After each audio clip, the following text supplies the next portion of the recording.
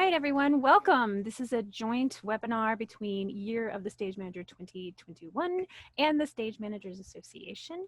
I'm Erin Joy Swank. I'm the webinars chair for the SMA. I'm coming to you, as I mentioned earlier before we started, from Colorado, where it's been rather warm today. And I'm going to hand it over to Amanda, and I will even stop my screen share. Hi, friends. Thanks, Erin. Thanks a lot. Thanks for your help with this. So just to say, I think some people just realize they're on gallery view. So if that's an overwhelming experience for you, you can always go. Is it okay that I do this, Erin? That's on the video. Absolutely.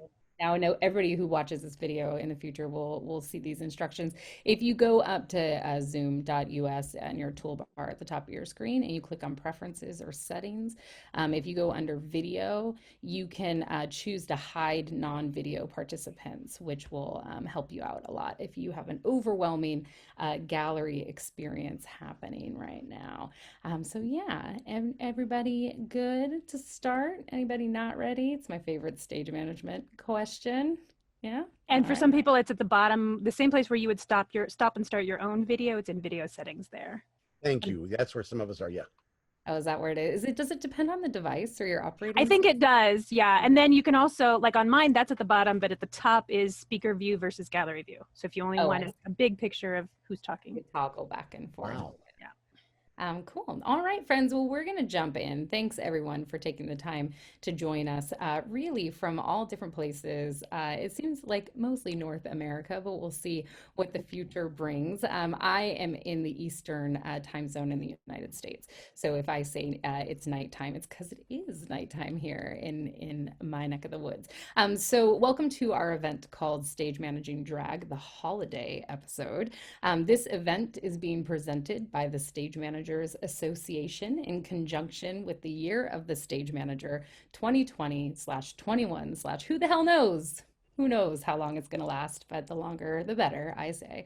My name is Amanda Spooner, and I am a theatrical stage manager based in New York and originally from the San Francisco Bay Area. I am the professor of stage management at Ithaca College and the vice chair of the Stage Managers Association. I also founded the Year of the Stage Manager. When Erin Joy Swank was putting together the SMA programming for this week called Christmas in July, she asked if there was something that Year of the Stage Manager wanted to partner on. And I thought it was a great opportunity to talk about stage managing drag performance. I got my professional start in stage management in San Francisco, working on events and musicals that featured drag performers. I called it boot camp because it was. It included several holiday classics such as Oy Vey in a Manger with the Kinsey Six and many iterations of a musical called Christmas with the Crawfords, which takes place in Joan Crawford's living room on Christmas Eve of 1944. Joe, is that right? That 44? is right. You'd think I'd know. I'd seen it so many times. I was working on a musical called When Pigs Fly when I turned 21 in San Francisco.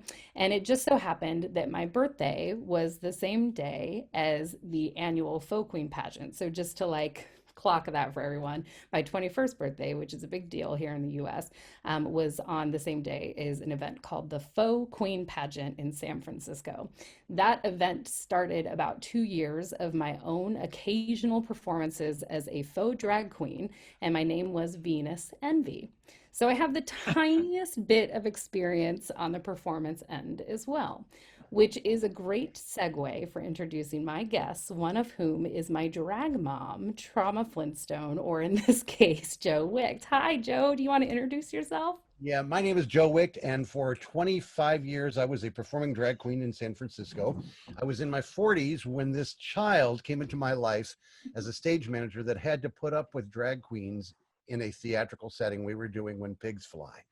And it was an amazing experience to work with someone so young who was so open to working with crazy drag queens and keeping us in check, which is really hard to do. But during my time as a drag queen and as a performer in San Francisco, I did the whole drag track, which included some Charles Busch shows. I did pageant. I did Whoop-De-Doo and When Pigs Fly. Um, I did the Andrew Sisters Hollywood Canteen. There's a famous play that's by Lanford Wilson called The Madness of Lady Bride. I did that. I did what's considered the drag track, and for 25 years. And then I recently gave up the drag performing. I retired from it altogether. Once you're in your 60s, you don't want to be wearing your heels any longer. All right, on that, I pass this on. Thank you. Thanks, Joe. Conrad, how you doing? Hi, great. How are you? Well, I already know how you're doing. You're doing well. Hi, my name is Conrad Frank. I am an actor, cabaret singer, and most notably, I guess, or most well known for my drag work as Katya Smirnovsky in the Bay Area, though I've performed all over the country. I too have done a lot of drag roles, Charles Busch roles. I've played a woman in many a show, including Joan Crawford in Christmas with the Crawfords at one point with Amanda.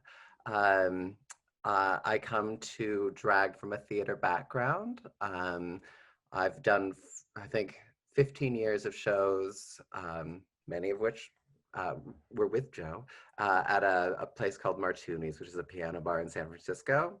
And this will be my 14th year of my holiday spectacular, which started at the New Conservatory Theater in San Francisco, would do yearly runs. And then I ended up at the Raz Room, and then for the last 5 or 6 years at Feinstein's in San Francisco for 3 nights the week before Christmas, which is a good drag tie-in.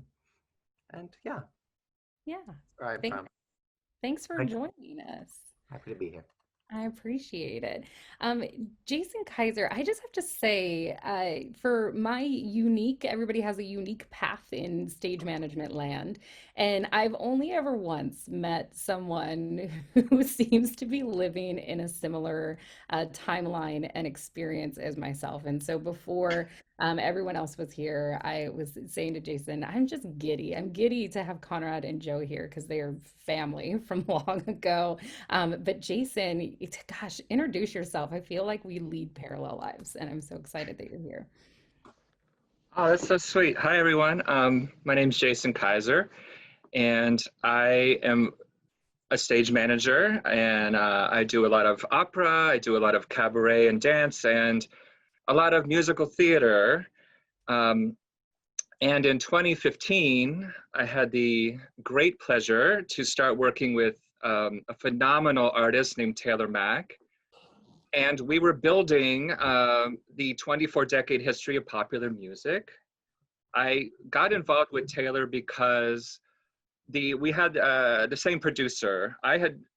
Before I met Taylor, I had been working on fancy art projects, I would say, with Philip Glass. I was touring all over the world with Einstein on the Beach for 2.5 years.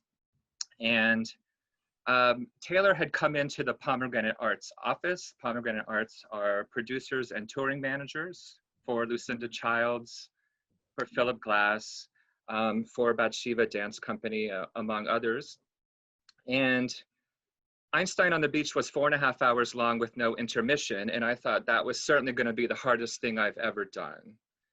And then my lead producer, Linda, said, have I got a show for you? It's 24 hours long with no intermission. And I said, that sounds terrible. Let's do it. And we had more than 200 people in the show, including myself. I performed to a David Bowie song. I came out in drag, nearly naked, on roller skates, and performed to Oh You Pretty Things. And then I left and went back to stage managing the show. And we've done that project one time as a 24-hour marathon and never, ever again. We have since toured it in other smaller incarnations, like 4 6-hour shows and 2 12-hour shows. And we toured that around for a while. And then Taylor wanted to do a holiday show. And it being a Taylor Mack project, it was a subversive reading of the holidays. And ultimately, unbeknownst to the audience that bought their tickets, the show is really a tribute to Taylor's drag mother, Mother Flawless Sabrina. And at every performance, we raised tens of thousands of dollars towards housing for LGBTQ elders. and as in memoriam to Mother Flawless, and it was a beautiful tribute. So that's like a little bit about me. Oh, I did Oklahoma last year on Broadway. Yeah, I asked Jason, did you do the Taylor Mac special that came here to the Curran in San Francisco? I've done both the holiday shows at the Curran with Taylor, and I did the 24-hour show in the Curran. Power to you. Wow. It's amazing. I'm so glad that you're available to be here with us, all of you. And I just want to say to everyone here, I'm going to share the briefest. It's actually sort of embarrassing how brief parts of my slideshow are that I'm sharing with you. But I'm going to go into screen share, and I'll make it quick. And if there's questions, we'll do a Q&A at the end with the time we have left. Or if there's anything you want to add in the chat, by all means, please do. So let's make sure that I still remember how to do this, and I think I do. Are you seeing red sparkles that say, "What is drag?" Yeah, good. I'm so glad. Okay. Oh, this is a familiar face. Hello, Conrad. So drag in the dictionary is entertainment in which performers dressed as members of the opposite sex caricature gender stereotypes through the use of often outrageous costumes and exaggerated mannerisms, often used before another noun. So like drag queen or drag performance. And that, I mean, is basically like the Webster's dictionary definition of it. It's the 7th point down when you look up drag, just to say. So if you do Google it, you're going to have to scroll for a hot second. And I think they should have a picture of Katya there, but they don't, and I'm working on it.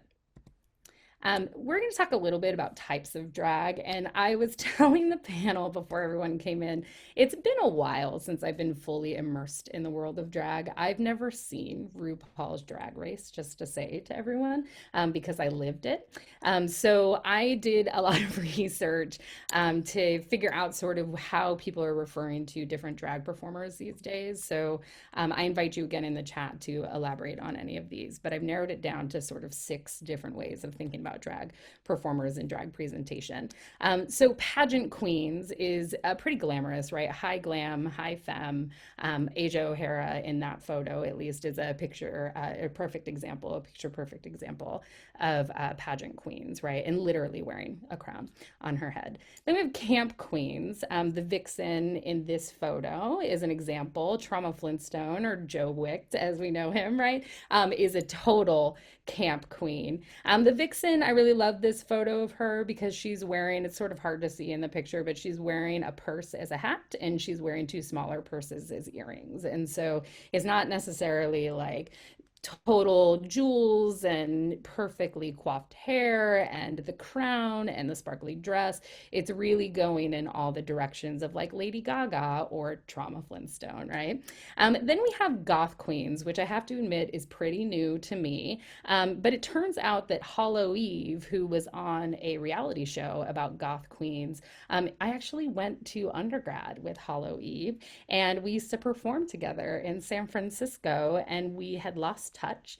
And then I started seeing all these wonderful pictures of what is called goth queens, but it's really sort of like grotesque, like uses of makeup and jewelry and accessories, and the aesthetics are really breaking out beyond pageant queens and even camp queens. If you Google Hollow Eve, which I highly recommend you do, they do an amazing job of using makeup and different techniques and props and etc. To really make some like stunning photos that I have not seen them perform in probably over a decade, other than, you know, clips on YouTube. But even just the still photos tell a story in a really amazing way. And there's really like no boundaries there, which is exciting and I think is really indicative of what I understand goth queens to be attempting to do. Faux queens. So faux queens or bio queens, I think that the term is interchangeable these days, but back in my day when I was a faux drag queen, the term was faux queen. And this is Phonique, who is a pretty prolific faux queen based in San Francisco. I think she's still doing the thing. Back in the day, and truly 2003 was my back in the day. Some of you were on this call were probably born in 2003, but it was referred to as being a woman, so someone who identifies is a woman playing a man playing a woman, which gets sort of tricky. Like vocabulary that we use to describe anything, especially where art's concerned, is kind of tricky, because when you look at pictures of Phonique, you're like, I don't know that I feel anymore that it's necessarily a woman playing a man playing a woman. It seems to me that Phonique, who identifies as a woman, is just accentuating feminine characteristics to an extreme point. And there's a lot of artistry and dance in what Phonique does. So I highly recommend that you Google Phonique as well. We have drag kings, love drag kings. Here we have Dr. Wang Newton. So if you're looking for great examples of drag king performance, highly recommended. That typically is someone who identifies as a woman performing as a man, but doesn't necessarily have to be. So you should think about it as accentuated male characteristics, right? Secondary sexual characteristics for men. So that's drag kings. And then we have gender fucking, which used to be my favorite term when I was 20 years old. And I was like slowly learning what it meant. But really, like, the easiest way to think about the definition of gender fucking or gender fuck is if you picture somebody who maybe identifies as a man dressed in a ball gown with a beard. And maybe that beard has like glitter in it, but there's a lot of sort of remixing of, again, those secondary sexual characteristics that would, identify someone expression of being a man or a woman. And again, these are loose definitions. It's ever changing, and so keep that in mind. But if I'm introducing the term gender fucking to any of you on this call, I've done what I set out to do. So I'm really excited to do that. Tonight, we're going to talk about types of drag performance, just because we're talking about stage managing things and like how does that weigh in on, what stage managers do? How does it weigh in on appearances, gig performances, and theatrical productions? So that's what we're going to focus on tonight. It gets a little complicated though, because sometimes characters appear in drag in plays and musicals, like in The Birdcage, right? Starlina, I think was her drag name. And sometimes drag artists appear in productions as a character. So RuPaul, and some of you may not know this, but RuPaul plays a high school guidance counselor in the Brady Bunch movie. And that is very much RuPaul playing a different role in the Brady Bunch movie. And sometimes males will play female roles like Edna Turnblatt in Hairspray, which was Divine, and then John Travolta. And I think even though there's continually casting issues with Hairspray, which I'm sure all of you are aware of, I'm pretty sure that that role of Edna is intended to be played by a man, but we can talk more about that later. But again, for the purposes of tonight's conversation, we're going to be talking about appearances, gig performances, which could be stand-up comedy or singing, and theatrical productions, which would be like full-on musicals. So you might be curious about the difference between being trans and performing in drag. And there's a lot of really great resources out there that can explain the difference to you. I found one that I thought was particularly helpful, which is called Our Drag Queens Trans. And MTV's Decoded series made it. And Peppermint, actually, it's like 13 minutes long maybe, but Peppermint, who I think was on Drag Race, but I know from Head Over Heels on Broadway, explains the difference. So if you're looking for a resource, there you have it. So the history, okay. Everyone strap in, because this is the fastest nutshell of highlights of our ever-changing understanding of the modern history of drag. I am not going to talk about men playing women in ancient Greece or in Shakespeare's productions. I am not going to spend time talking about women playing all the roles in kabuki and then men playing all the roles in kabuki. I'm not going over trouser roles. The internet is amazing, and I encourage you to go on a deep dive about drag because there's tons out there.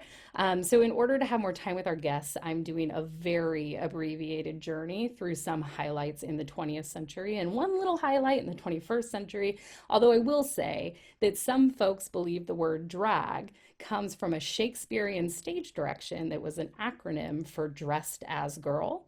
So that's drag. And as Joe pointed out in our emails, then for women playing male roles, then it would have been drab, right? Which is like dressed as boy, which I don't think is a real thing, but maybe it is.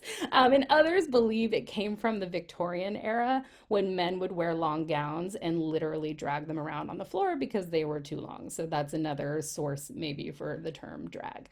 So I made you a timeline. I haven't made a timeline since the 6th grade. How fun.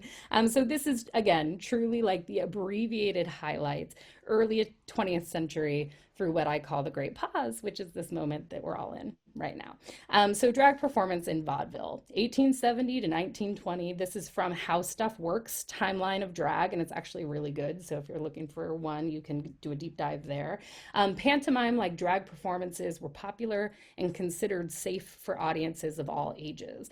Although these early drag entertainers intended to mock rather than emulate their put-on heroines, the campiness of their routines would endure into contemporary glamour drag, shows that involve more direct female impersonations. So that's vaudeville taking us into the 20th century.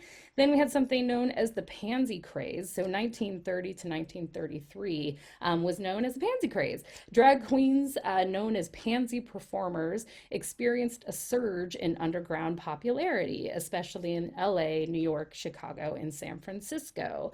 At the turn of the century, homophobic anxieties over men dressing up as women didn't stoke much public complaint, but as gay men gradually came out of the closet, drag became more closely linked with homosexuality and transitioned into more of an underground art form.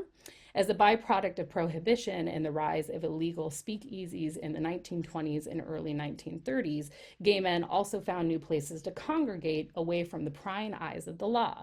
Those larger US cities experienced the so-called pansy craze, and more bars catering exclusively to gay clientele, along with bawdy drag performances, started to spring up. Then we go into the Red Scare, which I'm sure you're all sort of familiar with the Red Scare in the 50s. After World War II, as cities grew, underground gay cultures flourished. Despite the prevailing view of homosexuality as a mental illness and a sign of perversion or criminality, gay people started to find one another at underground bars and clubs. In the meantime, American culture became more sexually conservative, even as more and more people became aware of homosexuality. This provoked a backlash, and cities began to more aggressively police sexual expression, which included dressing in drag.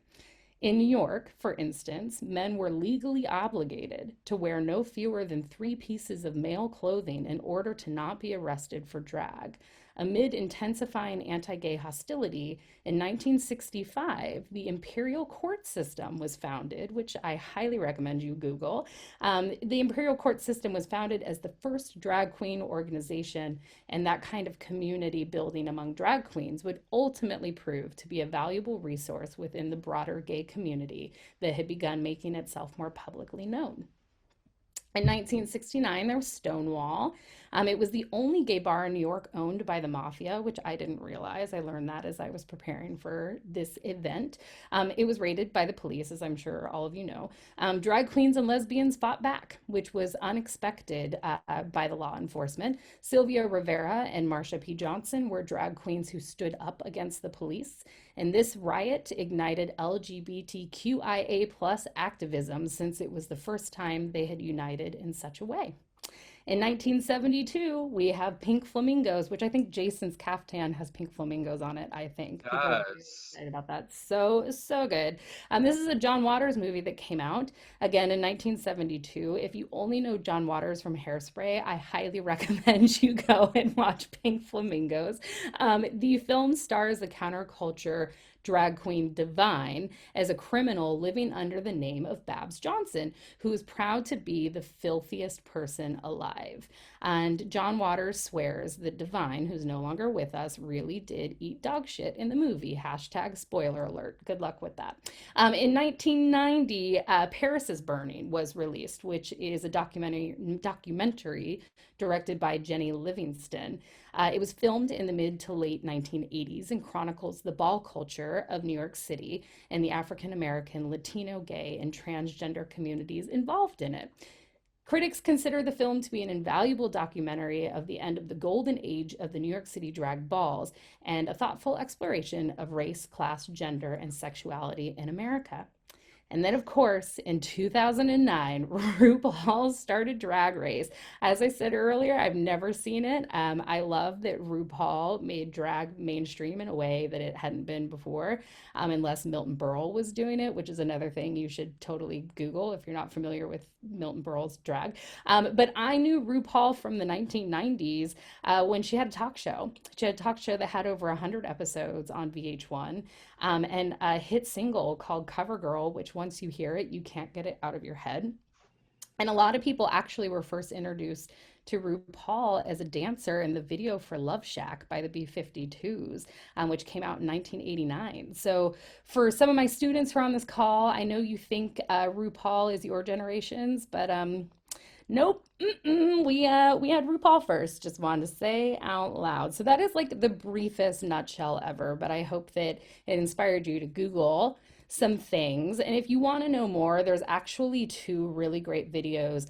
Trixie Mattel, who my 4-year-old son is scared of and I think is hilarious, breaks down the history of drag at them.us. The history of drag with Trixie Mattel is also something you can find on YouTube, and it's a very short video, super great. And then RuPaul's Drag Race Cast explains the history of drag culture is a video that Allure made, which is also available on YouTube. So you can look for both those things, and they're pretty good and pretty short, and I think well-rounded and up to date. So we're going to go back to our panel. This is a picture of Trauma Flintstone wearing AstroTurf with somebody's dog. Was that your dog? No, it was the fashion. What is the person that does all your makeup and stylist. Yeah, the stylist. And those are wonderful fake butterflies, and the shoes are covered in AstroTurf as well. And they cut that out and they duct taped it to my body. That's not an actual dress. It was duct tape. I had to sit in that position for the entire photo shoot while they created the outfit around me. I mean, worth it. It's so beautiful. It's Yeah. truly one of my favorite pictures of you. Although I was telling Joe before we started that I found a picture in my research that I want to share. I'm going to do it now before I go to screen share. Oh So yeah. that's the same dress, which is hilarious. So I think it's your right. It's clearly a picture of me on my 21st birthday in faux drag, and that's Venus Envy. That's the night she was born. And then I didn't realize that there was photo evidence of you wearing the same exact dress. So I have my mother's dress on, and I found it and was excited to share that with all of you. That was Amanda's 21st birthday. Yeah, it's it's the best 21st birthday anybody's ever had, and I don't care what anyone says. So sorry, my 21st birthday was rad, and we'll talk more about it because we were doing a show at the time. So I'm going to go out of screen share so none of you are frightened by the transition there. Okay, great. So we're actually going to have a conversation. Like I said, we can take questions from the chat, and we'll do some Q&A at the end as well. Pretty casual. But the first thing that I wanted to talk about is going back to what was in my slideshow, which I don't think anyone calls it that anymore, but at least you all know what I'm talking about. We were talking about the different kinds of things that drag queens might appear at or show up in. And one of them that I think is sort of easy to talk about and we can get out of the way is appearances. I, as a stage manager and friend to drag queens in San Francisco, have gone to so many appearances, which there was no performance involved. There was no singing. There was no stand-up comedy. There was no scenes being acted out. I carried a lot of bags and ensured people that they looked great and that their lashes were on correctly several times. Like that was my stage management role in those. But I'm curious, especially for Conrad and for Joe and Jason, from your experience of being with people who are appearing in drag, like, are you expecting some sort of stage management support when you are just showing up somewhere in full beat? I suppose it would depend on the reason that you were showing up. I mean, I don't like to very often just show up in a dress to an event unless I'm being paid to do so. So if I'm being paid to show up somewhere, then usually there's a contact person, an event coordinator, which is in some ways like a stage manager, who will direct me to basically go here, give me a timetable. You know, you're wandering around for this long, you're talking to people, you're enhancing the evening with your mere presence. which is a delight, I suppose. So I don't think it's necessary, but when you're paid to do it, to show up and be present, then it's very helpful to get the lay of the land from a stage manager-like figure. If you're just showing up in a dress to an event, then you're just another guest, and you can take care of yourself. Right. So if it's a paid, just to like make sure that's clear, like if it's something you've been hired to do and they're like, we want to hire Katya to come and that is a thing you do. I know it is. We want you to come and provide atmosphere. I think that, obviously there's a contact person who's going to point you in the right direction where you're going and introduce you to people. You show up in character? And I feel like and again, this is really open to anyone on the panel. But if you want to answer first, Conrad, when you show up in character, you're really looking for someone to give you managerial or coordinated information. Are you expecting them to still speak to you when you're in character? Have you ever really thought about that?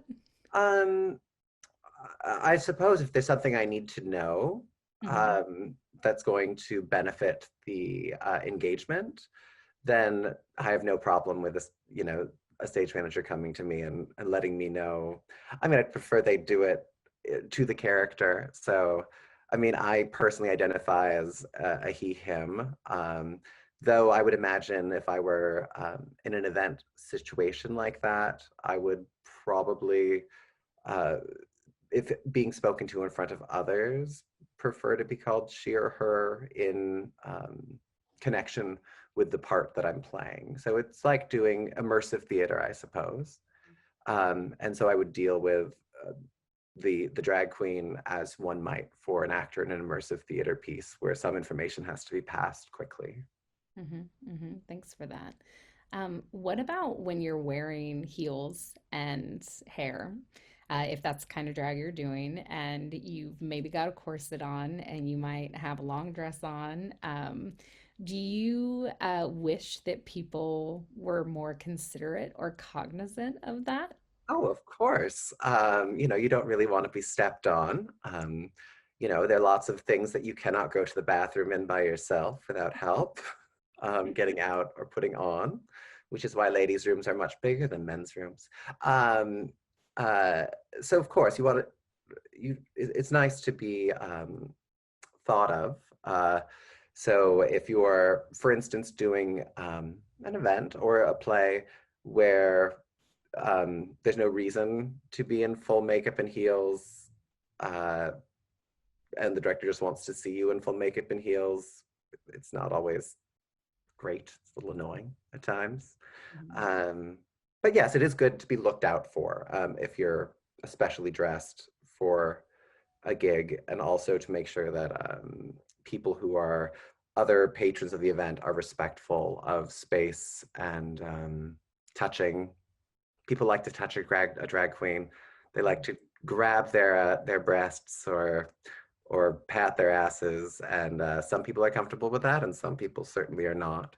So it's something that, from a stage manager, it's nice to watch out for the performer in that respect, to make sure that they're safe and taken care of. I want to tag on to that to talk about something that's sort of not, that comes into the life of a drag queen a lot, and in the life of drag queens that are in the world of theater. And that's when you're asked to be the MC at events. And a lot of times that's at awards ceremonies. And it's not unusual that you're thrown huge lists of names that you don't know how to pronounce. And that's where, yes, indeed, a stage manager would come in handy to have you meet with the person that knows how to say those names, or to make sure that you have some access to testing the microphone in advance, and that sort of thing. But it's not unusual for drag queens to be asked to MC events where that sort of thing is going on. Jason, when you've accompanied Taylor Mack, for example, somewhere where Taylor's making an appearance, I've done galas where Taylor comes in and has some giant outfit on, like truly giant. And there's usually, hopefully, a point at which we say, this is how you say this person's name. I mean, because it's thinking, I'm so glad you said that, Joe, because it's thinking about the experience that person's having, right? Like what Conrad's saying, like even just going to the bathroom, if I'm in something complicated, like I might need help, and saying, oh, here's these cards. We wrote it out, like you should know how to say it, right? And you're like, wait, like help me Yeah. understand like what it is I'm doing. And Jason, from your point of view, have you ever been anywhere with Taylor, or even in the 24-hour song cycle, where people are like probably invasive in that way, and you've had to like crowd manage a little bit? Well, before I answer that, I wanted to respond to what Joe Mm-hmm. had said. Taylor has a really great technique, which is Taylor, we have it's a very large machine, this 24-hour long show, less so on the holiday show, but in every stop on our tour, we incorporate local artists. And sometimes these artists have been vetted by, we have like a Dandy Minion artistic director, Mm-hmm. and his name is Timothy White Eagle. Sometimes he goes by Whitey, which I love. He's Apache, and he goes by Whitey, which I love. Um, Whitey will be the person that will like curate these local artists, and Taylor always wants to not just have people thrown into the show, but always wants to meet these people and have a personal, like Bill Clinton-esque, like extensive eye contact conversation with them about this is what we're doing and this is what we're trying to accomplish in the production. And I'm so glad you're here. And Taylor's never trying to have people fit into the Taylor show. Taylor's trying to have those people shine, these guests that are part of it, Mm-hmm. which I think is wonderful. As far as like audience people being invasive, Taylor's very flirty with the audience and kind of welcomes things going wrong in the show, which is terrible for a stage manager because um, Taylor's point of view is that that theater only happens when there's a surprise for the audience. If you go in knowing how you're going to feel, like everyone, we all watched Hamilton a few weeks ago, and everyone knows how it ends, and like, oh, I'm probably going to cry at the end, and there's no surprise, there's no genuine emotion. And Taylor feels like the work of activism and getting people to change their minds only happens when something unexpected happens to them. So there are things when I'm working with Taylor where Taylor doesn't want to like talk about it or plan it out. And my point, we have this like really fun rapport with each other where my point is I don't want to tech the show in a bad way. Like if it goes bad, then that's a thing, but we're not going to tech it to look like shit, because then I'm not doing my job. And Taylor likes when things go wrong. But there was a point at St. Anne's Warehouse, and we were premiering the 24 Decades show, and we were doing it in 8 3-hour chunks for a few weeks before we did the marathon. And there was a point where Machine Dazzle, who is our illustrious costume designer, came out on stage behind this folding screen and did a costume change on Taylor. And Machine had like dry ice in these like smokestacks on this backpack that Machine had built for Taylor, and was pouring like hot water into these things to like for the smoke to come out, because like the steam engine had been invented in the 1780s and Machine wanted everyone to know. Mm-hmm. And this is the second hour of the 24-hour show, and the water, Taylor ended up doing something and the water spilled out onto the floor. Oh. And we had hours of show left to do. I guess this wasn't in the 3-hour show. This was in the main event, the 24-hour marathon. And we had hours and hours and hours of shows left to do.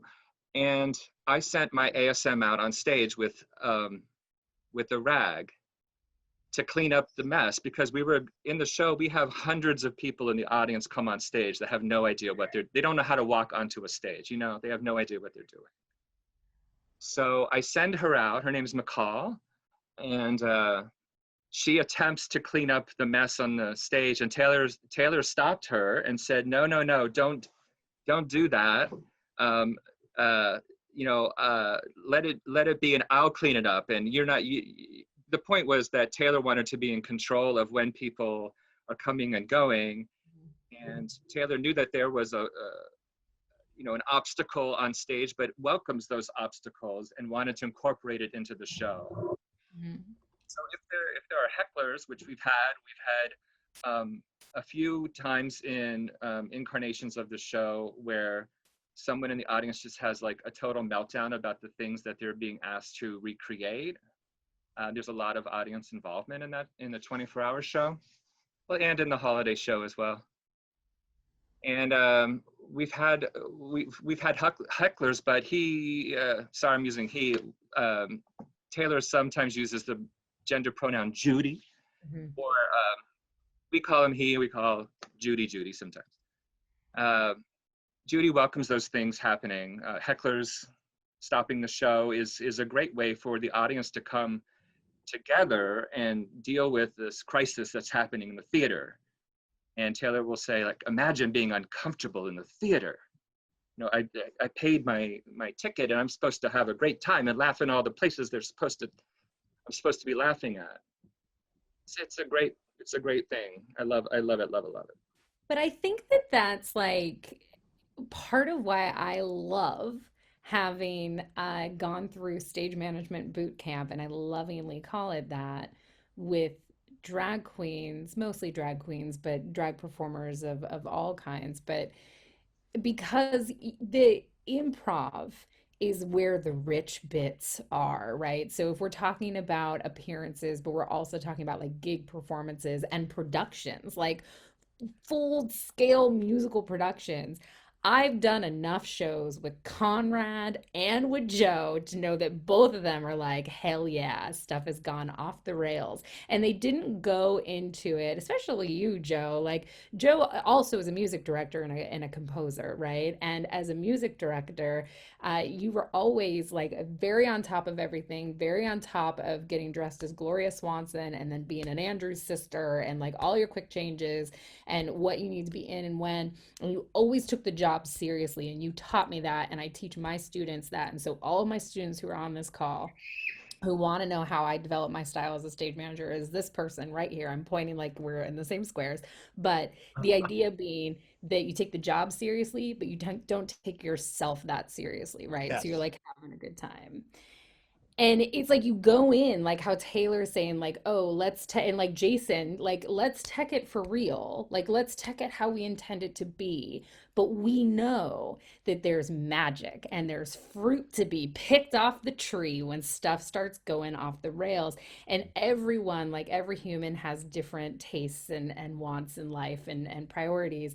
That sort of margin of improv is different for everyone. But I think as a stage manager, it instilled in me from day one that shit's gonna happen, and you gotta roll with it because it's live. And especially with drag queens, they all might be up to something different, because it wasn't my production of Christmas with the Crawfords, but Chris March, rest his soul, he was the costume designer for Christmas with the Crawfords, and he put a camera inside Hedda Hopper's hat that I think had a skunk on it.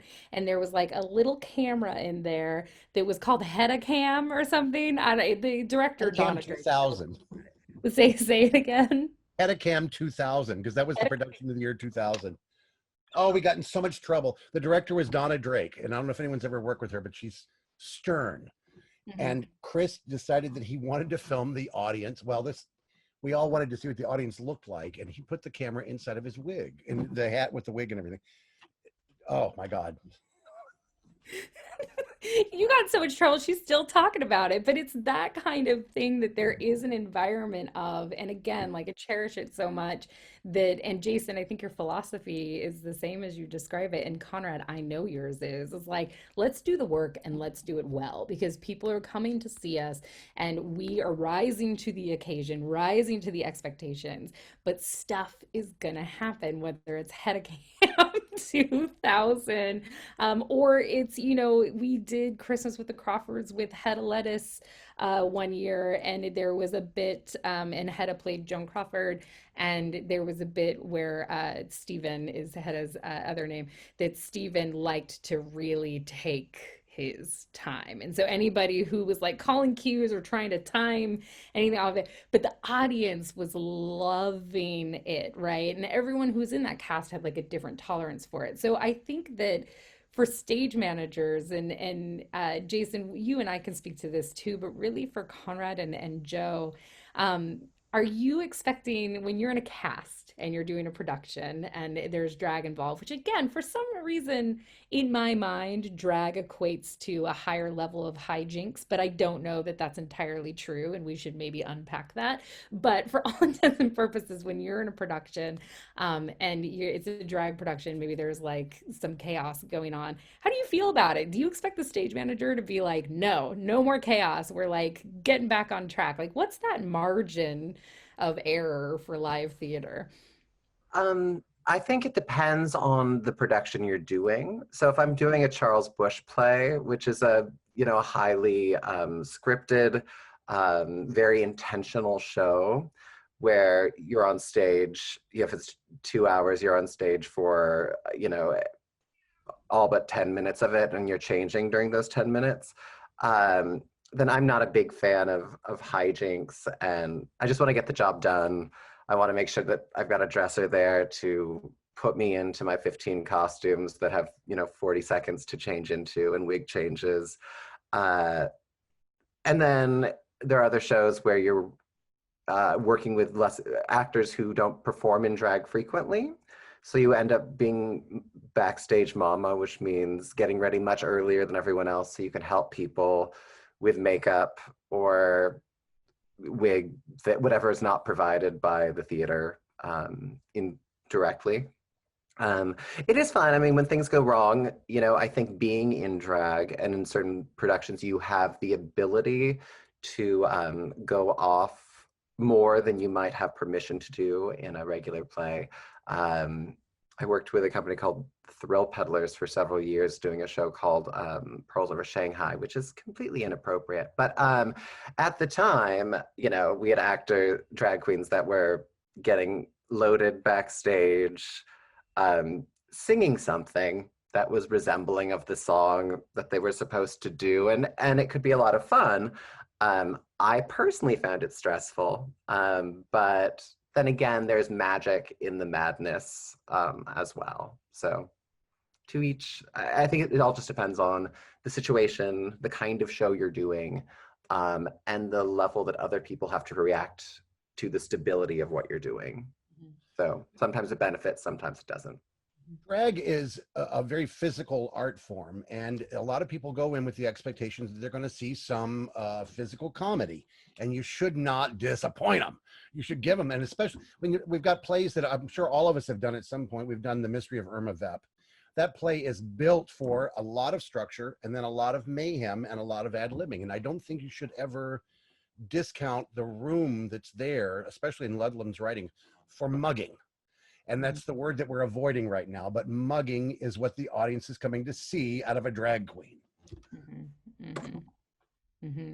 Yeah, because it's different. I mean, a little bit in my slide presentation, there was a little bit of trying to figure out like drag isn't simply a person who identifies as a man playing a role that's a woman. That I mean, we can refer to that is drag, but really what we're talking about is drag performance, which again enters into this realm of the audience is coming and expecting things to be a little haywire. They're expecting Yes. things to go off the rails a little bit, but it's interesting, stage manager Jason. It's so interesting for us, isn't it? Because it's like, how far is too far? Like, I don't want to over manage to the point that I'm taking away that sort of element and that magic that people are hoping for when they come to see it. Because at one point, Cookie Dough, who is sadly passed away, we love Cookie Dough, Eddie Bell, had asked me to stage manage his shows. They were new. And you actually, Joe, said, don't do it. Don't stage manage his shows. And I think you said it not because obviously working with Cookie was always a pleasure. There is someone who took themselves very seriously and took their work seriously, but had a good time too. But that your point was that there was mayhem in Cookie's shows, that if it was managed, it actually wouldn't have had that kind of magic attached to it. So, Jason, stage manager, do you want to comment on this before we move on? Well, the last time we did the 24 Decade show was in Berlin, and we did it in 4 parts, and we had 10 days since we started, like the first day in the theater until we opened the first night. And my technique with Taylor and with Matt Ray, the music director of the show, is I will let them sort of noodle and play around during tech, but we have to get the show up and running. We have to get to curtain call in tech. And so I've become very savvy watching them talk to each other. And there's a time where I have to get onto the God mic and say, all right, Kiki is over. And that means like, now we're moving on, and next song, please. And we have to get through all of the songs. And it's not just for the band to get through all the songs. Everything is live in the show, but it's also the lighting designer has to light the entire 24-hour long show. Machine Dazzle, the costume designer, has a costume for Taylor every hour of the show and changes Taylor usually on stage in front of everyone. And Machine has his own costumes every hour of the show. We have to tech all of the costume changes. There are set pieces and props. Some of them are found like there at the in town locally. And you send interns out, in Berlin to go and find things that you need in the show. And the show is, it's always changing. It has never been the same, but we have, there's a structure to it. There is a script. Like, I understand what Taylor is going to be saying between this song and this song, but it's completely ad-libbed. And having done that project enough times now, I can follow if Taylor is going to get to my cue line that I need, or Taylor's going to forget it. And then I just make an executive decision. This is when this drop should have been flying in now, and I'm just going to fly it. And I'm going to suffer the consequences if he didn't want me to do it that moment. Yes, suffering the consequences. Sometimes it's side eyes, sometimes a little conversation after the show. Certainly, and I say this with love, when drag performers come off stage, give them a second before you talk about what went wrong. When in my early days, when I was trying to figure out how to ride the wave, because it is reading the room and riding the wave, and there's this drop that has to come in for this scene change that has to happen, and I'm gonna bring it in because you all started doing some other play. You actually weren't doing the play that's written, Yeah. and I'm just gonna bring it in, and we'll see how it goes. And you bring it in, and then you're like, oh God. And I remember when I was younger feeling the need to apologize or check in right away about it. And it was like, no, you just give it a second. Because usually those are sweaty people coming off that stage. You just performed in a very physical way. And again, because there's that element of surprise and sort of unknown, and we don't want to over manage it. Stage managing drag is not cut out for everyone. If you are someone who likes things to happen at the same time every time, it's just very unlikely. But I think that there's that kind of moment that you're fully immersed in, that right when you come off stage, it's like acting in any show, right? It's going out there and reading the room and reading people in the audience and being an MC. Like, that's a lot of work. Acting in general is a lot of work, but I think performing when there might be someone on stage who has Headacam 2000 in their hat, or there might be a heckler in the audience, like, you're sort of always walking into the unknown. So live theater has a lot of unknown, but live drag performance, I think, really lends itself to more of an unknown. Well, it's more along the lines of performance art, really. I mean, drag itself has nothing to do with gender. Mhm. It, I think a lot of people express a form of performance art through drag. Mhm. And in those cases, I think, if I'm performing as Katya, I've got backstory. I can ramble about any topic for as long as I need to ramble to cover. I can talk about my time in the 70s, living in the Dakota in New York when John Lennon was my neighbor. Like, I can just go on and on. I'm so happy. It's wonderful. Everything is so good. Never trust a woman who does nothing with her hair. So you can fill time for as long as you want. And in those cases, you have to have a good rapport with whoever's managing the tech side of things. So when I do my holiday spectacular, for instance, I've got a band of 7 or whatever it is. Most recently, We're up Joe, I to don't 7 know, already, yes. 7, and elves and a lighting designer and slides, projections, and I write a script out, which seems like it's off the cuff, and parts of it are, of course, but the stage manager has to have a good enough understanding of how I work or what I'm saying, that they can follow this script that I give them and realize basically where I want that slide to go in. And if they bring it in early, then I gave them that cue in a weird play, or that's just part of the magic of it. And when it doesn't happen, I'm like, now, slide, but it's a different beast, I think, when you're doing a play, like a theatrical piece or like a book play, I guess, in drag, when you have to follow a lot more rules to have success with the project. Whereas people love the chaos of thinking that their time with you is completely organic. And a lot of it is. I give out Christmas gifts in the middle of the show just from a bag of things that I buy over the course of the year, and just ad lib with the audience. I'm like, here, look, it's a shaving kit made in West Germany that I found in a box in my warehouse. So it's like, yeah, Right. there's That magic could in be that. anything. I'm real curious of the stage managers that are watching, if they've ever worked with someone who says, and whether you're talking about what you're going to do, you've worked with a performer that says, oh, and here, I'll talk about blah, blah, blah. Now I'll talk about, and it's a topic that's your cue, rather than a line, an exact sentence. If people have dealt with, because that's exactly what a lot of drag queens do. Oh, and then I'll talk about my bicycle, and that's supposed to be your cue. I'm sure there must be stage managers. I'm seeing it right now. All Yeah. the time, Joe.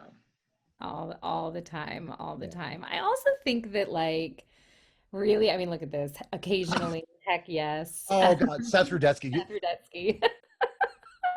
There's a question in there that Sam asked regarding Conrad's comment, and I just want to catch it before it disappears because I can't scroll for some reason. SMs need to know how I work. Can the queen request her own SM for a performance, or does the venue hire them? I think it varies. So when I do a show at Feinstein's, for instance, though I'm not required to bring most people wouldn't bring a stage manager with them. I often will hire someone to run my slides, make sure that the person that's teching the show knows when cues need to happen, make sure that my microphone is set, that ice goes into my glass before I walk on lots of little things.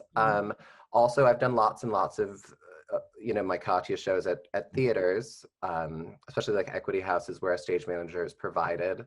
And I usually just like to talk with them for, before call, get a general idea of how they work, how they like cues to be given, or how they want things to be dealt with. And usually most stage managers will ask me, what are specific things I do, and I'm like, well, notes, lyrics, notes. These are words. These are suggestions from the composer, and sometimes they need to be changed because it's all about the emotion of the moment, and the art that's happening as we create. And I'm not going to get mad if something is done at a time that I wasn't expecting, because that's what makes it fun. I mean, it's definitely, I find myself in a lot of conversations about whether or not stage managers are artists. And I think because of the way I was raised, that I consider us artists because you do have to be in the moment. And I also just want to be clear that I think that, to your point, Conrad, that you write out a script. I think people, because it feels organic, like good drag performance feels really organic. It's usually more scripted than people actually think it is. And, to Joe's point, that there's these modules, right? Like I'm going to talk about this, but then I'm going to talk about this. And that if a stage manager is tapping into that artistry and that sense of timing and sense of atmosphere, they can be there with you. And sometimes things aren't going to go perfectly, but that's okay. And I think that sometimes stage managers really beat themselves up, right, when they like haven't gotten, something right. But I think that having that relationship and that kind of communication and that trust, as much as, if you just meet somebody that evening, how much trust can you develop between the two of you? It's a challenge, right, to see like how much can grow. But if there's trust there and you're in that moment together, like it can go really amazing places. And I think that there's probably more people who would be wonderful stage managers for drag than they realize. And I think there's just some people that are way more comfortable knowing exactly what's going to happen in every moment. I stage managed a musical called Oy Vey in a Manger, which was a holiday show. And they so rarely went off script, so rarely. I mean, to a point that I was like, am I doing this right? Like, have I boxed them in? Like, what's happening? And they were like, no, clockwork every night. I was like, it's so interesting because the audience always felt like it was super organic. The responses were always like it was super organic, but they really like never like you could, give them line notes. And there is a difference between being a character in a show, right? Like it's like a actual like play as opposed to a performance that maybe has a little more wiggle room. Conrad, you said something interesting. You said equity, capital E equity. I don't think I've ever stage managed a drag show on an equity contract, not that I can think of. You, Jason, have you? Yeah. No. My Taylor's show is framed as a performance art concert, and Mhm. it's a piece of activism. There is like a loose script, and there's music that people are going to play in this such and such order. But it's very much is about the audience's experience going through the show and coming to terms with their own bullshit, basically, digging that out and dealing with it and having fun doing it sometimes. Sometimes. Yeah, or like being challenged in all the right ways, and then a decade later, they're like, I had a great time. It changed my Yeah. life, right? I was referring more to like I'll host events at like the Opera House in San Francisco, or the one of the big venues that has a stage managerial staff that I haven't worked with before, and I'm only working with for a night. Right. But you're working with, a day of tech and then the engagement. Does it feel different when you're in a union situation? Sure. Yeah. I mean, it's more formal. Hmm. There are set times for breaks. There are set, because you're dealing with, just like you would in a with equity actors in a play or a musical. There's more formality, I feel, to the structure of the day. Hmm. And you're ending at a certain time. Which is great.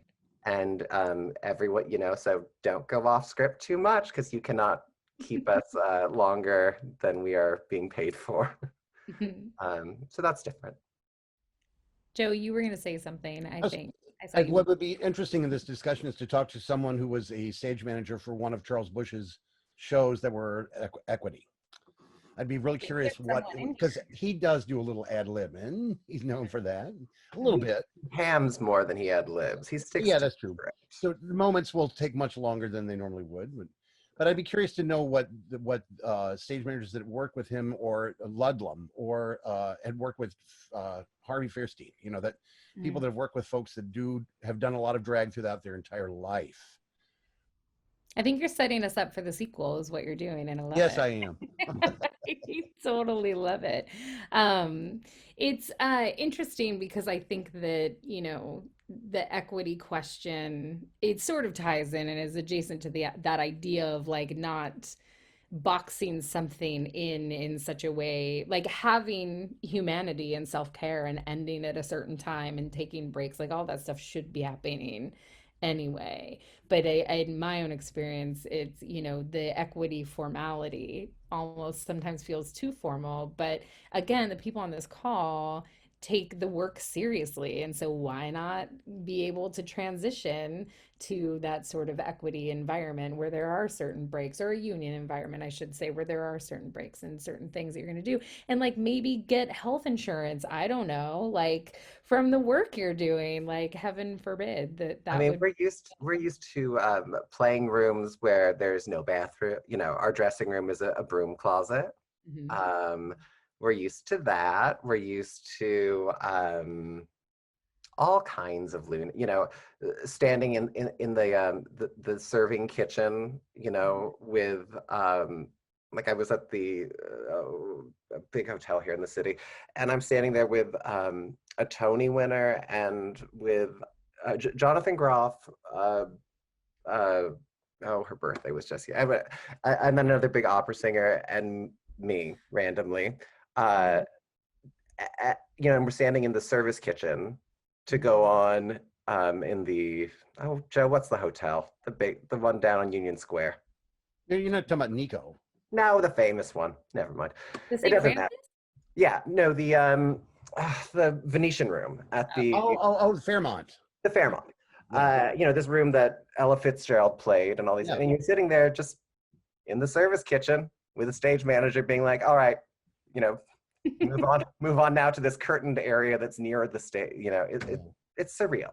It's And very then the next day playing a back room of a club where you are literally changing in the staff bathroom Yes. Mm-hmm. and I think telling people not to come back to your staff bathroom during your show. With Parker Posey in the stall next to you. Oh, that's happened. That's happened. We were at that event together, Joe. Right. I mean, I feel like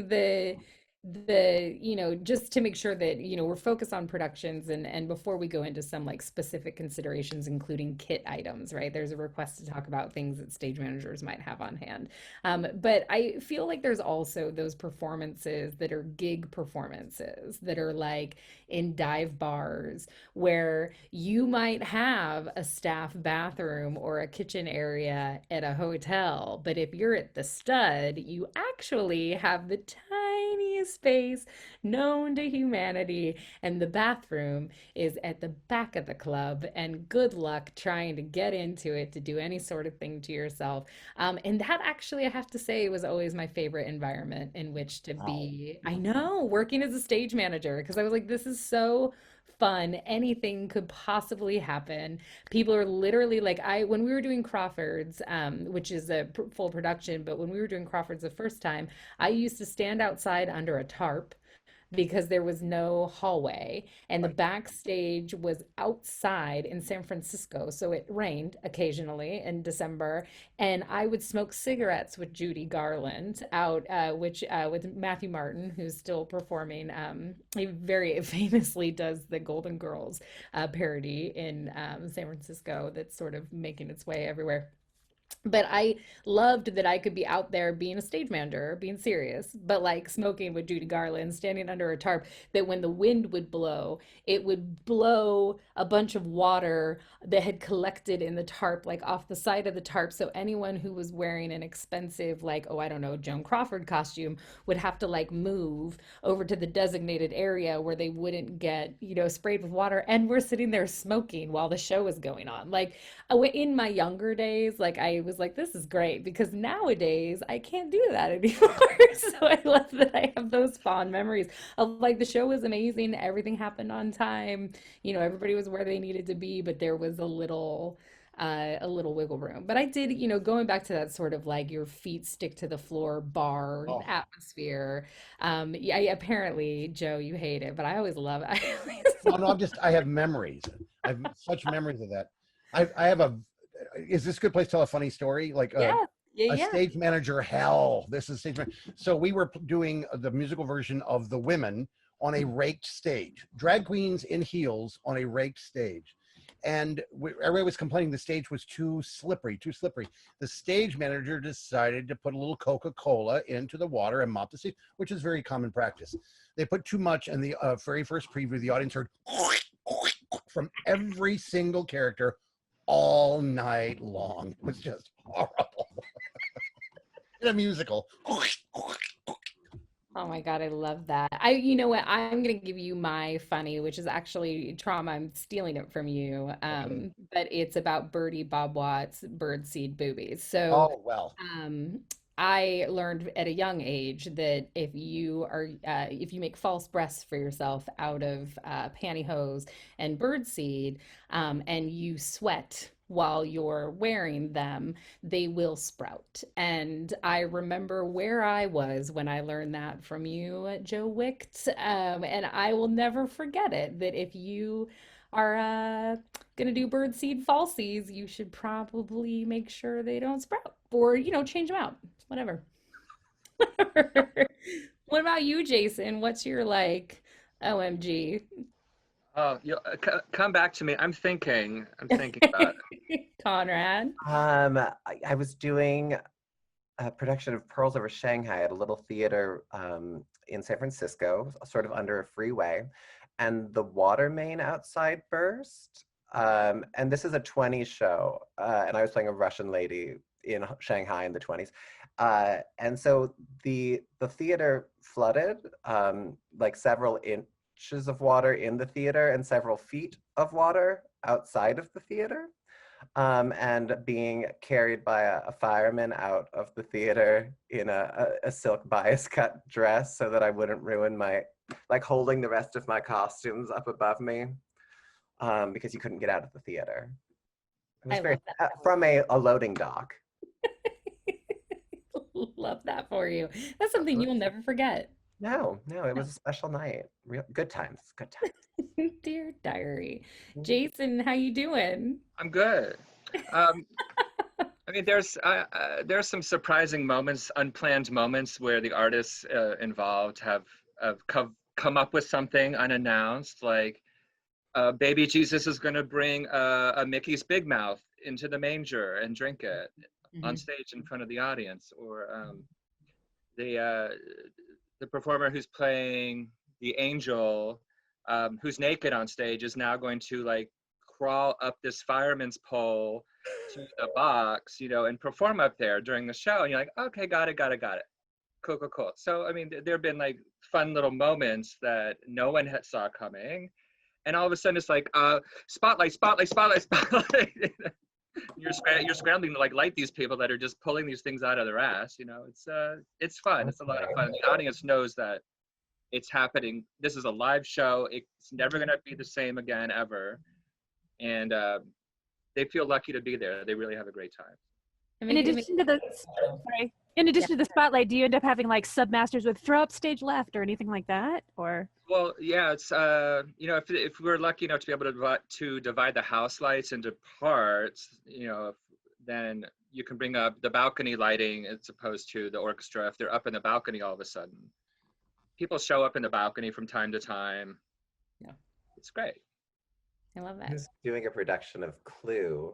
I was Mrs. Peacock, and it was done. The audience sat 8 feet above the game board, with all of the exits and things underneath the underneath the secret passages and things. And I was wearing this gown very much like what Eileen Brennan wore in the film. And you don't leave the stage for an hour and a half. It's just an hour and a half and my dress, which was corseted and then zipped over, like there's a corset built in and then a zipper over the corset for the dress. And the dress zipper broke in the middle of the show as the show was going. So I stood in the door to the bathroom while the stage manager pinned me back into the dress as I kept doing lines, kept being involved in the play. As everything else is going dark and they're just shooting one spotlight on me so that the play can keep going. It was extra special. I love that. Never to be repeated ever No. again. But that's the magic, right? Physical comedy in a dress, yeah, it's a beautiful dress. I bet you were an amazing Miss Peacock. I was an amazing Mrs. Peacock. I love it. So So gotta keep this going. is there video of it? Just out of curiosity. Yes, probably. I will find it for you. I love that. I really love that. So we'll take questions from the chat. While people are putting those questions in, we'll try and answer as many as we can before we end our time together. Let's talk a little bit while those questions are coming in about kit supplies. If there is anything that you're like, stage managers must have these things. My offer is jelly beans. I always had jelly beans on me. Trauma Flintstone knows this. I always had jelly beans on me. And they were the multi-flavored ones so that we would be able to have a sweet treat no matter what was going on. So that was always my offering. It was always in my kit when I had a kit. But what would you suggest is really specific to drag performance that might be helpful to have? Straws, so we don't mess up our lipstick. Gaff tape, in case our garment has decided to stop functioning. Good safety pins, not the kind that you buy at the craft store, but good old heavy safety pins that can hold something together. It's very nice. A cloth, like a washcloth or something. Baby wipes. Lots of baby wipes. Yeah. One does perspire when one is wearing that many layers of furniture. Hairspray.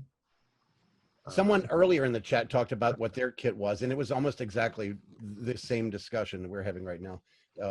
It's definitely going to be all that extra fingernail glue for false eyelash glue. Lash glue. You're going to absolutely have to have that.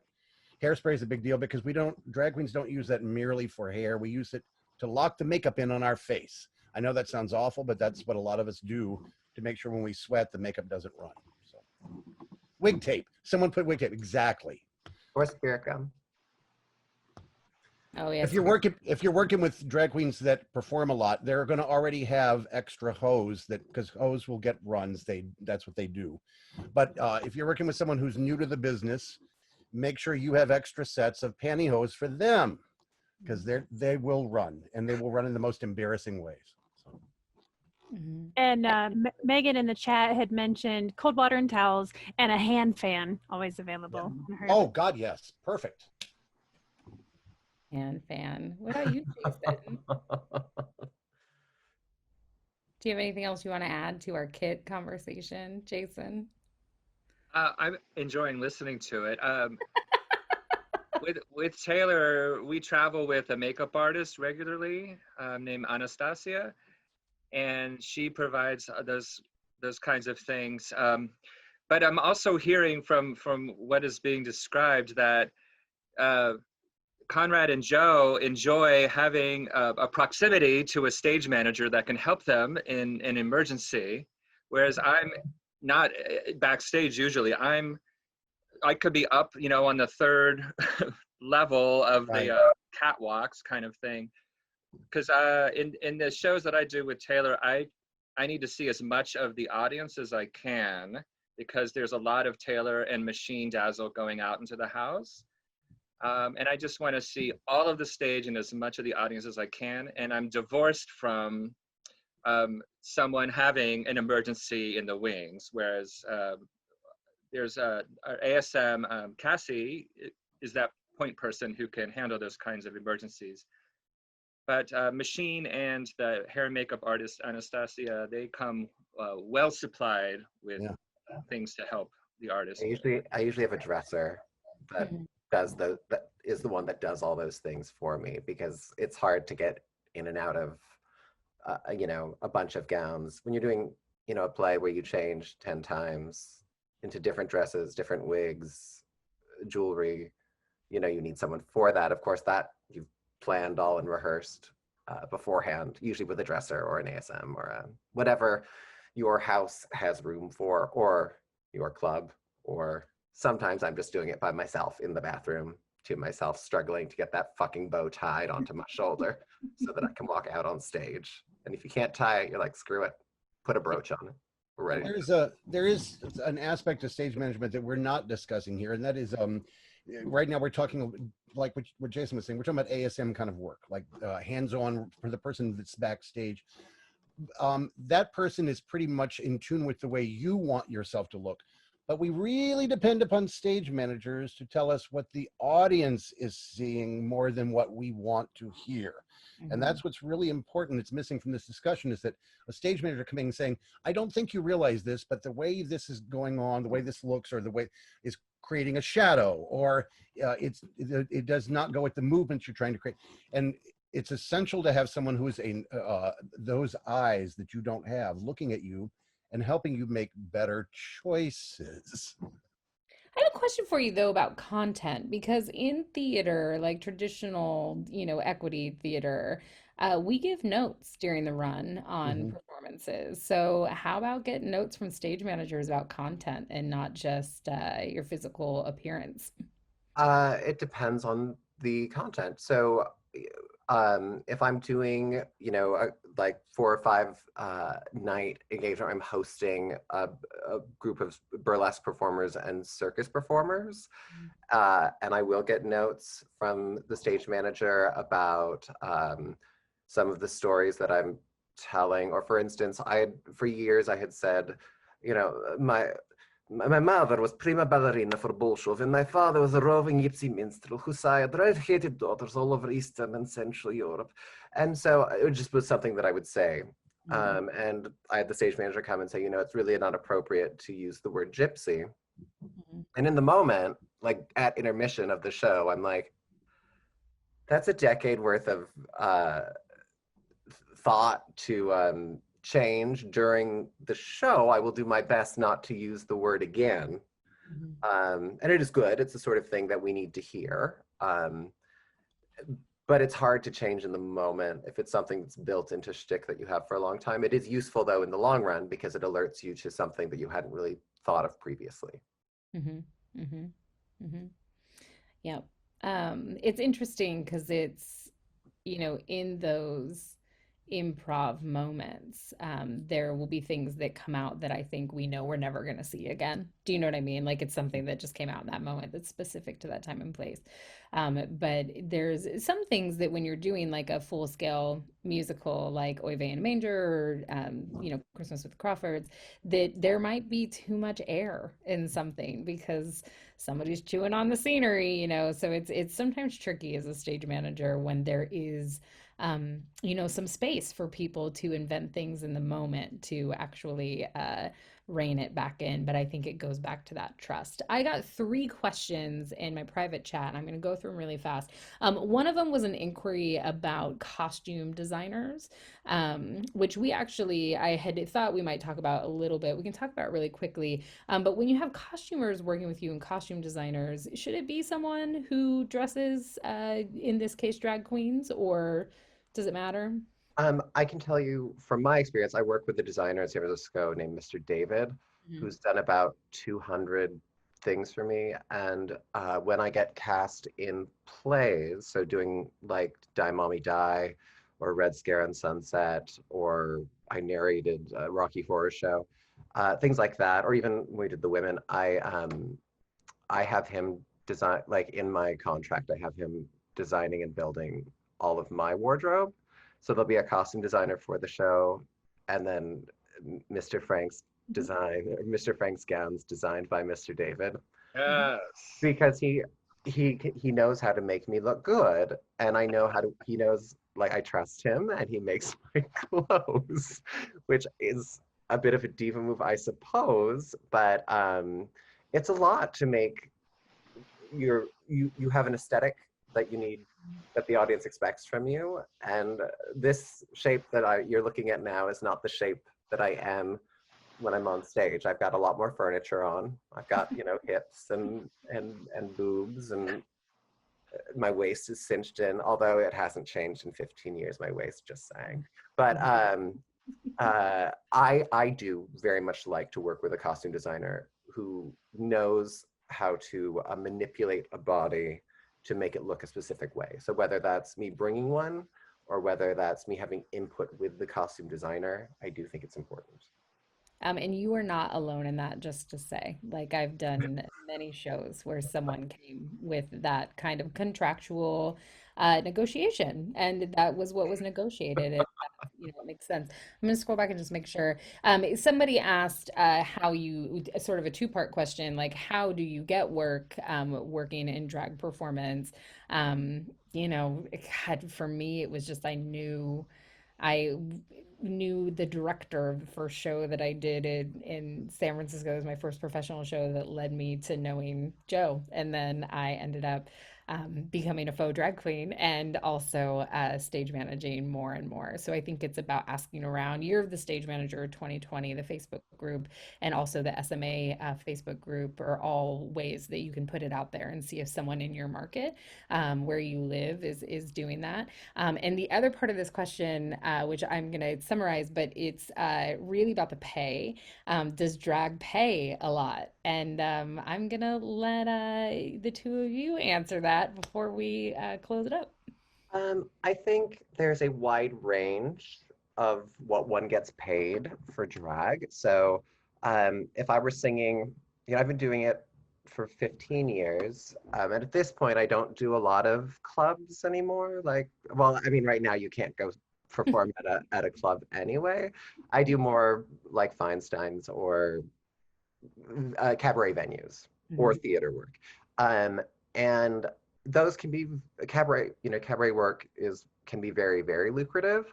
Mind you, over the years, I've invested tens of thousands of dollars in gowns and paying bands and having music arranged, and I can do a gig for $5,000 for a night, or I can do a gig for $40 or free, in the same breath. And they still take similar work. It's about choices, what you want to do, who you want to work for. There is work to be had. It's harder and harder to find in the age of RuPaul's Drag Race, in that people are expecting that that lane of drag often, and that's what they want to pay for. Whereas, an hour, like a show like a Charles Pierce would have done, or lip sync, or thinking back to like Kiki and Herb or Varla Jean Merman, a cabaret drag show. There's more money in that, I think, than there is in one-offs at clubs. Yeah, no, it's the market's so different. I mean, that's why I think it felt so unfamiliar to me when I was prepping for this, because I was like, oh my gosh, RuPaul's Drag Race, just like, I mean, which is great. I love that drag, is mainstream, and I love that my son's learning about applying eyeshadow from the queens from, Drag Race. But I've never seen an episode of it, but it sort of seemed to change everything in this really exciting way. So, but it definitely sounds like it changed the market a little bit. So we'll have a part two, because Joe set us up for the sequel. So we're gonna have a part two. Thank you so much to the three of you, and to Erin for joining us this evening, and to everyone who's on the chat. Thank you from all of the various places and time zones that you joined us from. I so appreciate it. And for those who are watching this, on the Stage Managers Association website and the video, sorry you didn't make it, but hopefully you'll join us next time. So much love to you all. Thank you. And it was really good to see you. Mwah. Bye. Bye. Stay tuned for things on the Facebook group and the Stage Managers Association website. Tomorrow night, we're talking about Remounting Christmas Carol. Friday, we're talking about Pantos, which there's a lot of similar stuff going on with our preparation for that one. That's been fun to compare that in my mind. And Saturday, we're talking about how you get to Santa himself, because it is Christmas in July. So look forward to seeing everybody else. Thank you guys for Thanks, friends. Bye.